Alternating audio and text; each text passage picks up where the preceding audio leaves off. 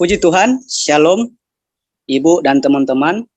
Baiklah, pada hari ini kami kelompok 7 akan mempresentasikan hasil tugas kami. Bisa next slide. Kelompok kami terdiri dari Sean Ariel Untung, kedua Devli Basri, ketiga Isalia Saremba, keempat Sakaria Emmanuel, dan yang kelima saya sendiri Novi Manumpil. Lanjut. Nah, nabi-nabi pada abad ke-7 kita bisa lihat di sini ada Nahum, Habakuk, dan Sefanya.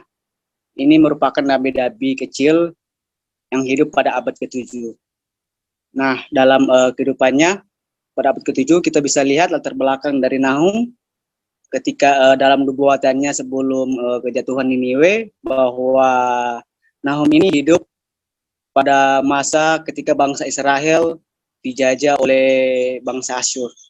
Nah, pada saat itu Tuhan memakai bangsa Asyur untuk menghukum bangsa Israel. Tapi tidak juga itu, tetapi akhir dari Tuhan memakai Asyur juga dihukum oleh Tuhan.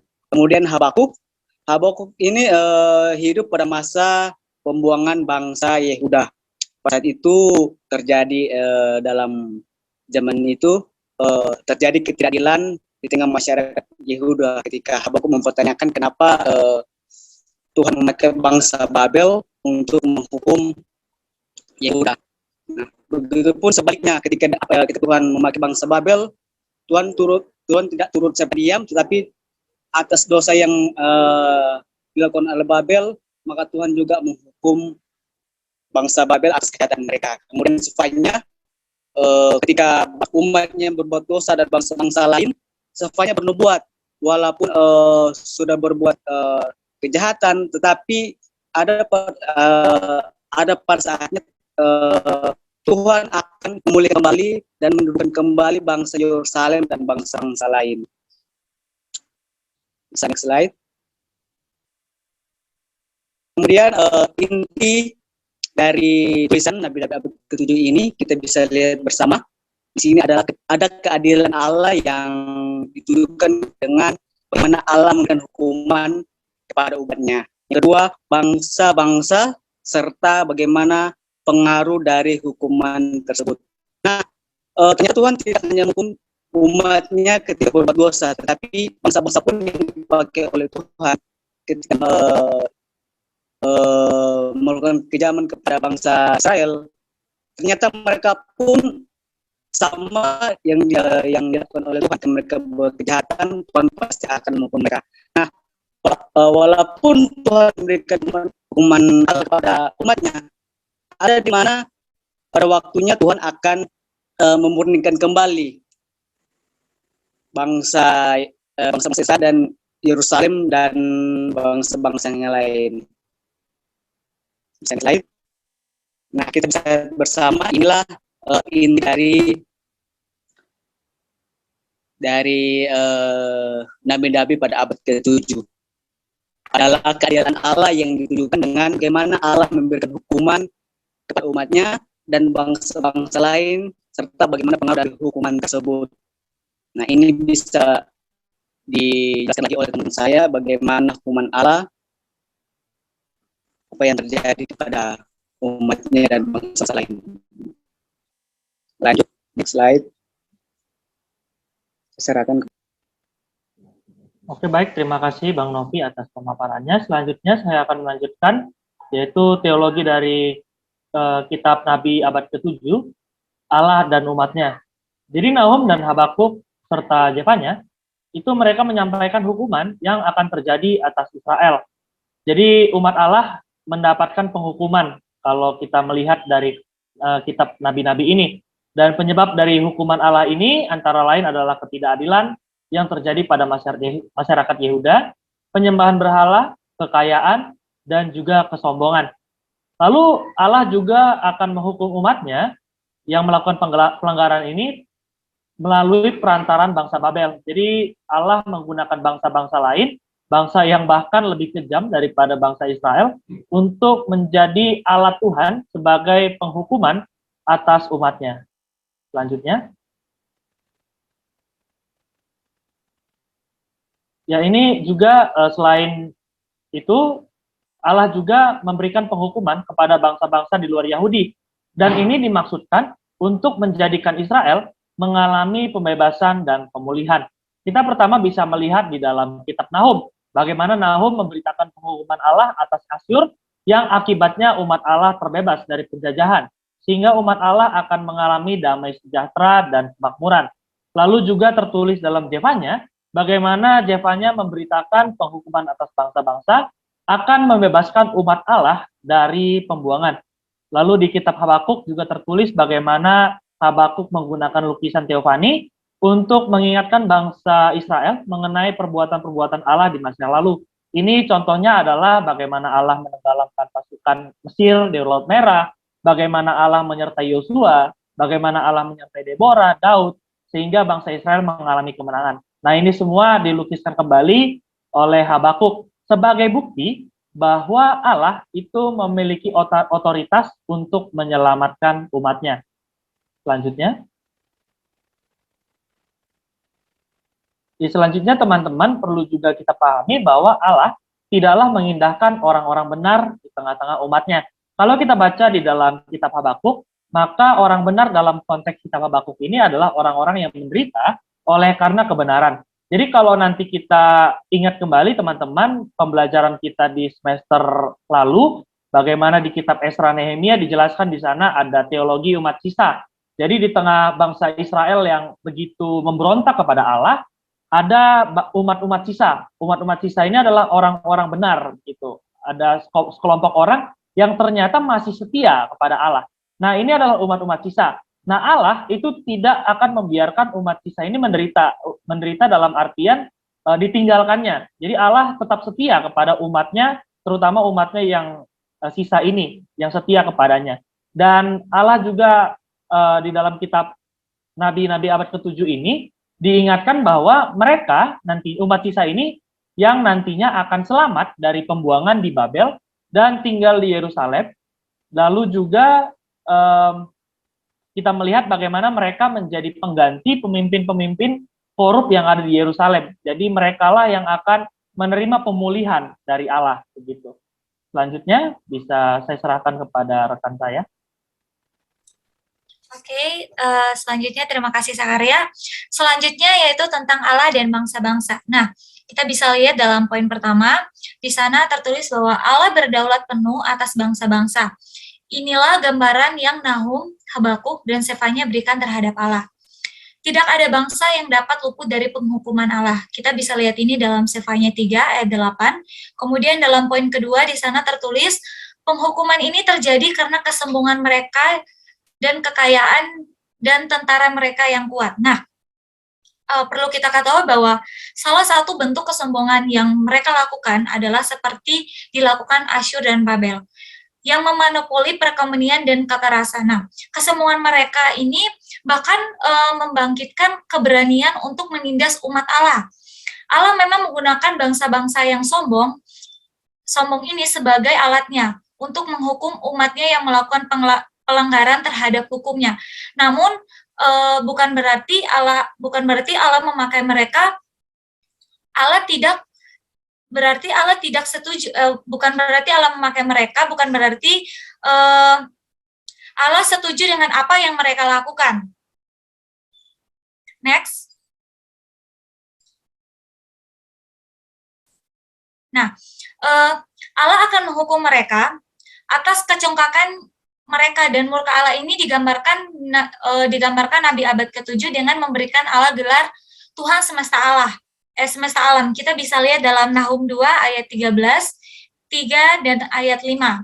Kemudian Habakuk 2 ayat 13, Sefanya 2 ayat 9. Nah, teman-teman, ini sesuai dengan percakapan antara Allah dan Habakuk yang tertulis dalam kitab Habakuk, di mana di sana Habakuk mempertanyakan mengapa Allah menggunakan bangsa yang lebih kejam dari Israel untuk menghukum umatnya. Namun Allah menjawab bahwa hal itu akan membawa kejayaan sesaat kepada Babel, namun pada akhirnya Babel pun akan dihukum dengan hukuman yang setimpal oleh Allah. Nah, kita bisa lihat di sini bahwa ada keadilan Allah di sini. Kemudian next. Nah, secara khusus, Nahum menyebutkan ada 3 tipe pelanggaran yang dilakukan bangsa Asyur, yaitu yang pertama, Jenderal Asyur yang mengejek umat Allah dengan menekankan bahwa Allah Israel tidak mampu menyelamatkan umatnya. Kemudian yang kedua, Asyur yang mengadakan berbagai perang brutal. Dan yang ketiga yaitu persundalan. Next. Nah, kemudian keuniversalan dari penghukuman Allah terhadap bangsa-bangsa ini ditekankan oleh Sefanya. Ini seperti yang Allah lakukan terhadap orang-orang sezaman dengan Nuh melalui air bah yang menghukum seluruh makhluk secara universal.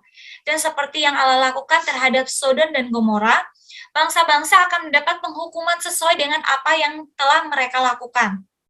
Nah, contohnya adalah Asyur yang digambarkan oleh Nahum akan diperlakukan seperti bagaimana mereka memperlakukan bangsa lain. Nah, misalnya Asyur akan dikepung dan diserbu seperti mereka pernah mengepung dan menyerbu bangsa lainnya. Kemudian bahkan Asyur akan mengalami kebinasaan pada keturunan mereka. Bangkai-bangkai yang tertimbun, tentara-tentara yang tidak lagi memiliki keberanian, dan hancurnya kerajaan tersebut. Kita bisa lihat hal ini dalam Nahum 1-3. Kemudian contoh lainnya adalah Babel yang digambarkan oleh Habakuk, di mana di sana mereka mengalami penjarahan seperti bagaimana mereka pernah menjara bangsa lain, dan kemegahan bangsa tersebut menjadi saksi ketamakan mereka. Jadi Babel yang telah meninggikan diri akan direndahkan oleh Allah. Kemudian next. Balik lagi. Oke. Nah, kemudian kita akan lihat penghukuman Allah atas bangsa-bangsa. Di poin pertama di sana tertulis bahwa dampak dari penghukuman Allah terhadap bangsa-bangsa itu bersifat secara universal. Karena kita tahu sendiri Allah kita itu Allah yang adil. Tuhan bukan hanya membuktikan kedaulatannya atas bangsa-bangsa, namun juga kemenangannya atas ilah-ilah yang disembah oleh bangsa-bangsa tersebut.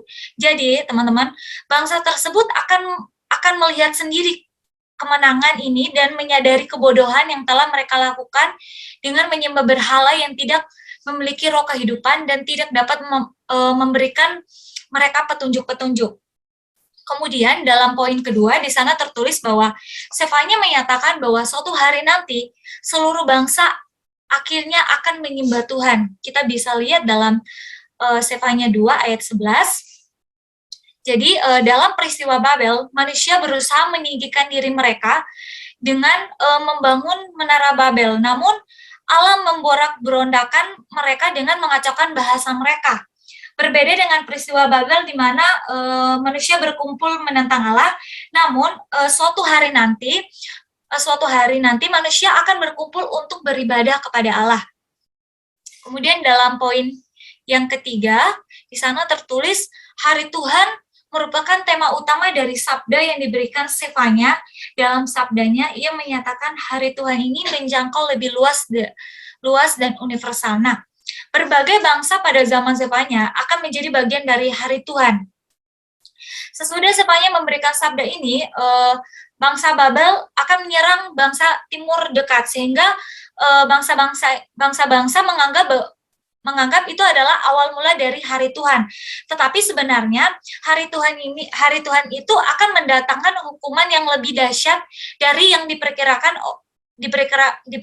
oleh bangsa-bangsa itu sendiri. Dan pada penghujung hari akan terdapat pemulihan umat ke Sion, seperti apa yang telah dijanjikan Allah terhadap bangsa yang sebelumnya melawan Allah. Next.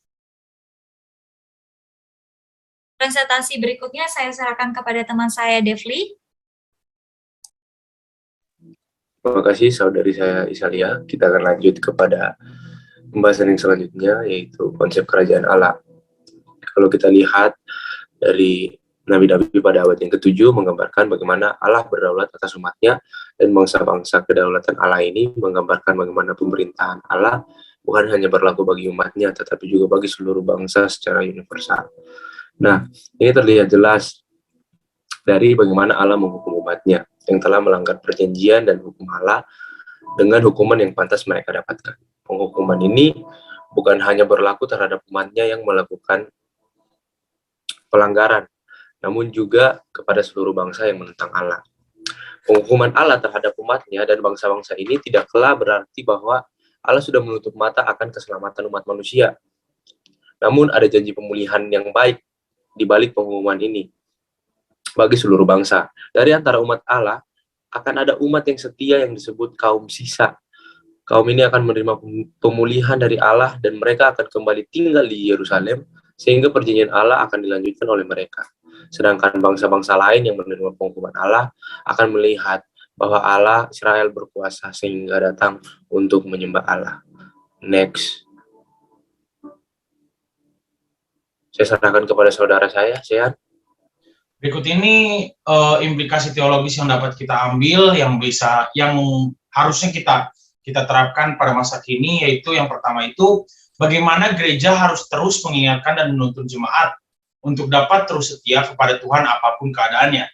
Yang kedua, gereja juga harus bergerak dalam bidang sosial, di mana gereja perlu menyuarakan dan ikut mewujudkan keadilan sosial di tengah-tengah masyarakat. Next, nah kita masuk dalam isu masa kini. Salah satu isu yang kita bahas pada pembahasan ini yaitu jenisnya, yaitu adalah ketidakadilan. Sempat viral hari-hari kemarin bahwa ada duda membunuh janda di Bandung Barat. Sistem pembunuhan ini sebenarnya atau kasus pembunuhan ini sudah lumayan banyak, tetapi kasus ini sedikit berbeda.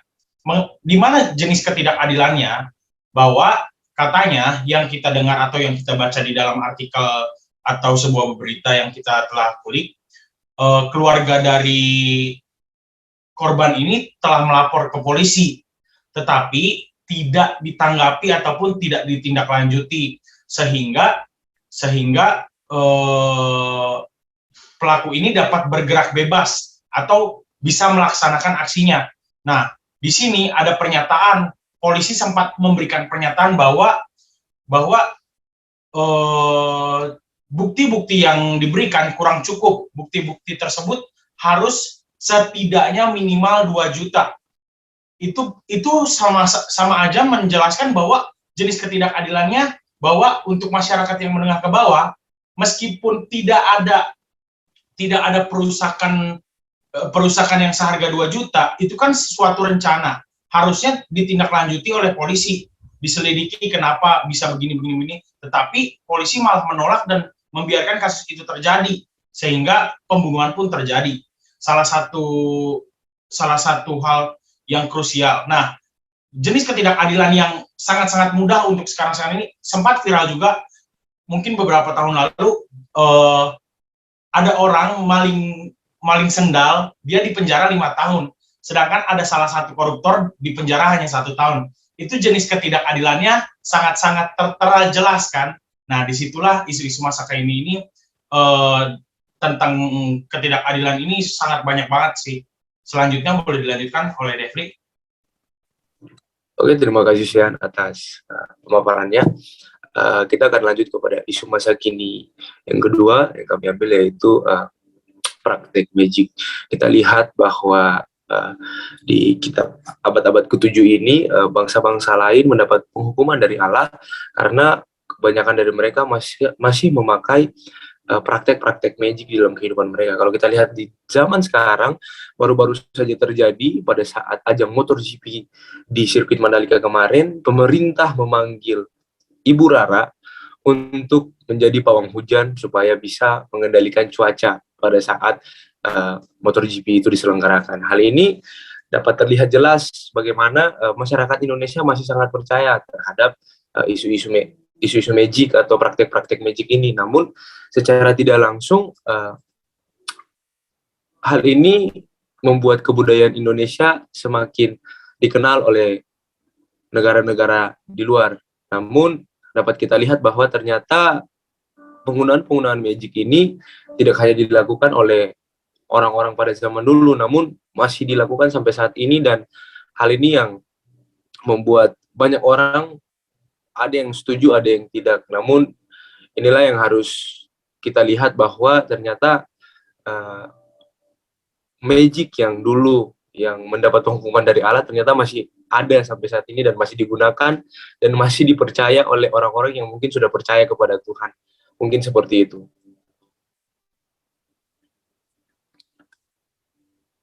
Ya, teman-teman, berikut ini 2 pertanyaan studi yang ada di tema kami, yaitu bagaimana konsep hari Tuhan menurut Zefanya dan hubungannya dengan penghukuman Tuhan. Yang kedua, mengapa Allah menggunakan bangsa yang lebih kejam dari Israel untuk menghukum umat-umatnya? Sekian dari presentasi kami. Semoga bisa memberikan wawasan yang baru, wawasan yang fresh. Terima kasih, Tuhan Yesus memberkati.